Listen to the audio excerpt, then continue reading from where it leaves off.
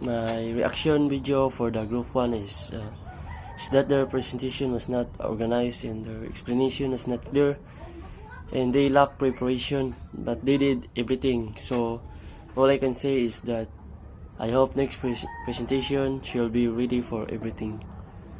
And about for TRS, ang bagyo magikan sa 5% north to 20% north or 5% south to 5 degree north to 20 degree north or 5 degree south to 20 degree south.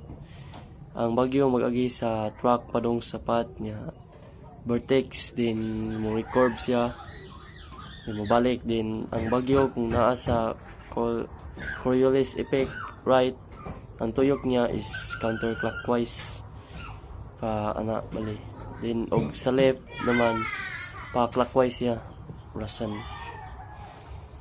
And that's all, sir. Thank you.